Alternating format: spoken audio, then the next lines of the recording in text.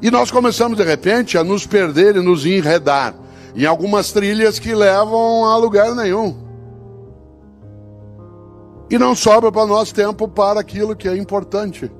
Nós passamos uma boa parte do tempo cuidando do urgente e deixamos o importante de lado. Claro que o urgente tem o seu lugar. Aliás, o urgente também tem que ser lidado, mas ele não pode obscurecer o importante. Por exemplo, o que é urgente? Garantir modo de sobrevivência, mas não é a qualquer custo. O que é urgente? É você lidar com aquilo que é a tua tarefa, que aliás te dá o retorno em relação às tuas condições, mas ela não é exclusiva. Uma parte de nós, repito, se dedica e está formando novas gerações com a perspectiva do urgente, deixando de lado o importante. O que é o importante? O importante é aquilo que faz com que a vida tenha propósito. Afinal, um dia partimos. E meu avô Ettore, italiano, todos os dias, quando nós, os netos, acordávamos de manhã, e ele vivia no interior de São Paulo, e quando a gente lá estava e podia encontrá-lo, meu avô, todos os dias, quando a gente acordava, ele nos perguntava sempre duas coisas. Eu passei a vida perguntando isso aos meus filhos, e agora, quando posso, pergunto aos meus netos. Todos os dias, assim que a gente acordava, ele perguntava: quais são os teus planos para o futuro? Todos os dias. Isso era irritante, porque isso nos obrigava a ter que pensar em futuro. E eu só queria aproveitar aquele momento. E ele dizia: não é para você não aproveitar, apenas que você não pode só aproveitar o momento. Mas a grande questão, meu avô, era: quais são os teus planos para o futuro? A outra pergunta era mais densa. O que você quer na vida? Ser o mais rico do cemitério?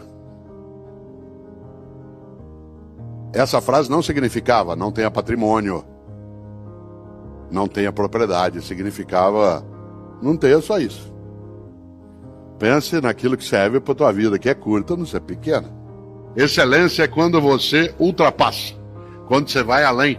Excel em latim significa aquilo que ultrapassa. Uma pessoa excelente, o que é? Uma pessoa excelente é aquela que vai além do óbvio.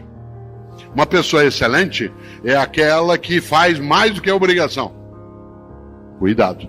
Fazer mais do que a obrigação não é trabalhar sem salário, trabalhar sem recurso.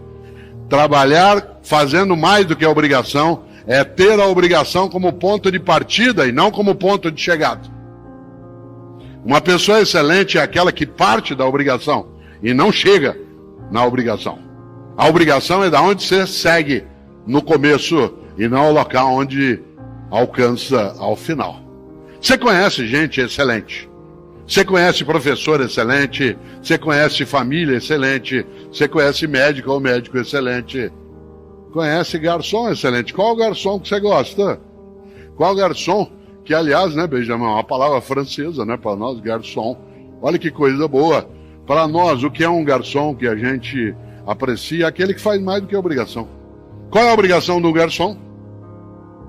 Anotar teu pedido, indicar um lugar, trazer as coisas no final. Anota. Qual é o garçom que você gosta de ser atendido?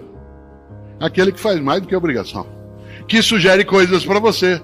Que te indica um lugar. Que é capaz de ficar próximo, mas não ao lado, ouvindo a conversa. Que dá dica para você. Que entende um pouco o que você aprecia. Ele te captura, fideliza, e aí você volta. E em vez de ter uma única refeição naquele lugar, se tem uma coisa que você quer, é voltar lá outras vezes. É interessante. É aquela pessoa que é excelente. Olha que coisa curiosa, uma história que aconteceu um dia comigo e com o Fernando, que está sentado aqui, né? Eu não dirijo. Eu não tenho carteira de motorista, não tenho habilitação, e não dirijo por uma razão que às vezes parece estranha. Eu não dirijo porque eu não gosto, né? E eu não aprecio fazê-lo. Tem gente que acha: como, você não dirige? Eu digo: eu não dirijo, não boto ovo, não fabrico rádio, né? Tem uma série de coisas que eu não faço no meu dia a dia. E eu não dirijo, e o Fernando, que aqui está, né, ele faz comigo os percursos, os lugares, e ele dirige. Eu nunca esqueço, não sei se o Fernando se lembra, há uns 6 anos, nós fomos voltando de São João da Boa Vista, uma ótima cidade, quase na fronteira de São Paulo com Minas, né, em outro lado de Minas, e A atividade terminou 9h30 da noite, mas naquele momento não havia pandemia. E ao final havia uma sessão de autógrafos e quem tinha livro. Havia sessão de fotos, coisa que hoje nós, por enquanto, não podemos fazer. Aliás, porque queremos ficar todas vivas e vivos e bem. E nesse sentido, naquele momento, saí eu, depois que a palestra terminou, para os autógrafos e fotos, e tudo terminou perto das 11h30 da noite. E nós com uma fome danada, querendo comer alguma coisa, a gente tinha tomado um lanche na hora que chegou, mas já estava muito tarde. Saímos de São João do Boa Vista, pegamos a estrada e nada aberto na estrada. Todos os postos já fechados no horário que a gente passou, era 1h e pouco da manhã, tudo fechado. De repente a gente está vindo e vê a luz acesa num posto de gasolina. Fernando entrou, a gente babado de fome, já era 1h e tanto da manhã, e eu rapidamente fui até o balcão, ali havia uma estufa, e nessa estufa 2 bolinhos.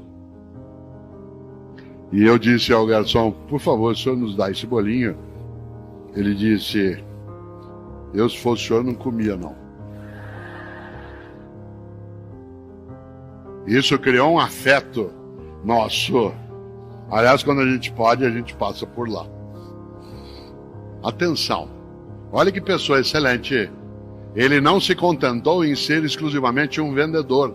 Tal como faça o teu melhor, não pode sê-lo pela maldade, pelo indecente, pelo inaceitável.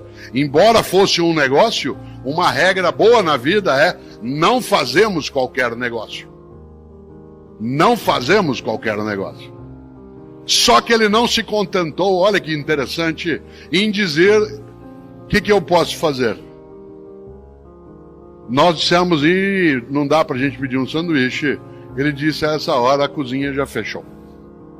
Atenção no que eu vou dizer agora, porque é isso que marca o passo de uma pessoa que procura excelência na atividade dela. Em vez de dizer, a cozinha já fechou, o que eu posso fazer?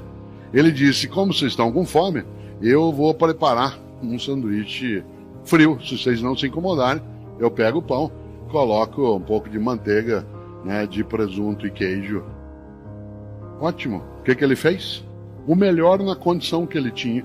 Eu insisto, eu não estou dizendo que você é medíocre. Estou dizendo que você e eu podemos ficar medíocres. Quando? Quando a gente deixa de procurar o melhor na condição que a gente tem e fica se habituando com o possível. E quando a gente se habitua com o possível, a única coisa que a gente faz é sair por aí resmungando.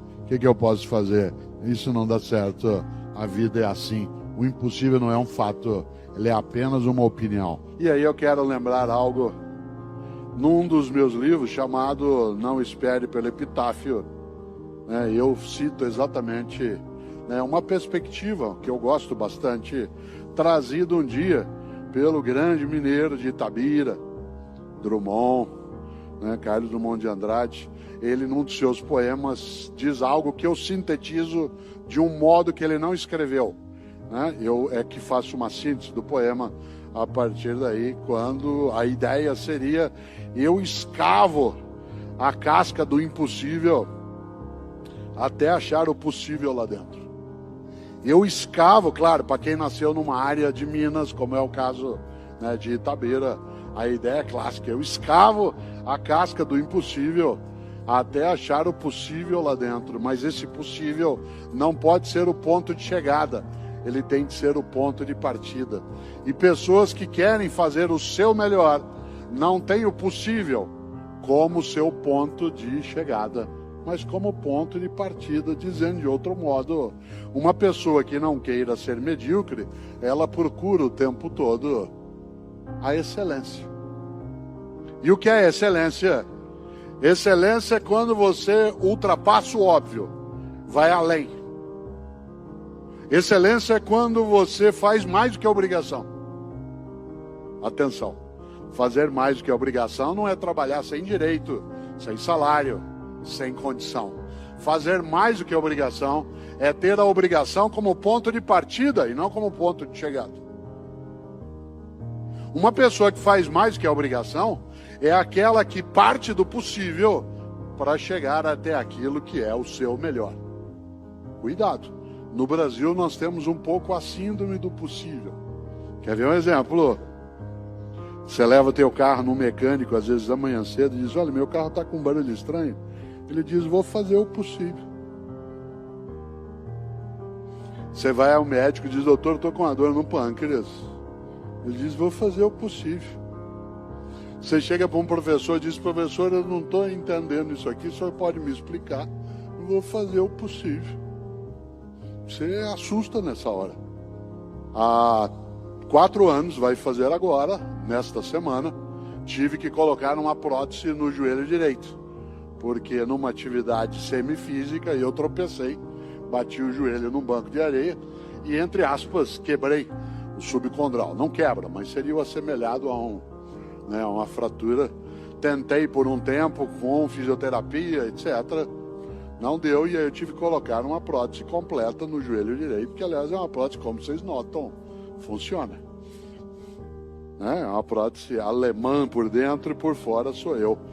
E uma das coisas boas é que o cirurgião que colocou a prótese, uma pessoa extremamente preparada, em São Paulo, onde vivo, já imaginou se um pouquinho antes de eu entrar em estado de dormência mais profunda, né? Um pouquinho antes de eu entrar dentro do efeito mais forte da anestesia, eu olhasse para ele e falasse assim, doutor, vai dar certo? Ele dissesse, vou fazer o possível. Se desse tempo, naquela contagem regressiva de 10 a 9, né, eu ia pedir para sair correndo. É claro. Excelência é quando você, usando a palavra vindo do latim excel, quando você ultrapassa, quando você vai além, quando você sai do óbvio. Sabe por que nós estamos aqui hoje? Nesta sala, na sala Minas Gerais? Sabe por que nós estamos aqui? Com menos de 25 meses de um cataclisma avassalador, com uma catástrofe na vida humana coletiva que não cessou. Nós estamos aqui porque dezenas de homens e mulheres em vários lugares e também no nosso país fizeram o seu melhor. Foram buscar, não desistiram, se juntaram, muitos pereceram. Perdemos dezenas e dezenas de pessoas no campo da saúde, no campo da segurança, no campo do abastecimento, no campo do transporte. Pessoas que em 2020, um ano desesperador, foram capazes de não desistir. Foram capazes de, quando alguém disse, é impossível fazer uma vacina em um ano. Não existe isso na história recente da medicina. E homens e mulheres como Drummond foram lá escavar a casca do impossível e ficaram nos hospitais, nos centros de saúde, nos lugares de abastecimento, pessoas da área médica, da área de enfermagem, fonoaudiologia, fisioterapia, e pessoas que não tinham oxigênio, que estavam sem equipamento, e foi aí. Essas pessoas fizeram melhor. A gente viu dezenas de fotos no nosso país, em vários, de pessoas da área de atendimento sentados no corredor, exaustos, mas sem desistir. Quantos em 2020, você se lembra, eu também, em vários lugares, e aqui inclusive, não foram para casa. Ficavam nos lugares, porque se fosse para casa podiam contaminar a família. Eu não falo isso para a gente se entristecer, porque isso já é triste por si, mas para mostrar o quanto que nós temos de ter gratidão por homens e mulheres que, quando se depararam com uma coisa inclemente, em que nós, humanidade, passamos décadas achando que o grande malefício viria do espaço, que seria um meteoro, que seria né, um asteroide. Fizemos até mísseis para combater o que do espaço viria. Aí brotou do nosso modo de presença no planeta. E nós só não chegamos a uma catástrofe maior ainda, porque muita gente fez tudo, em vez de dizer eu fiz mais ou menos.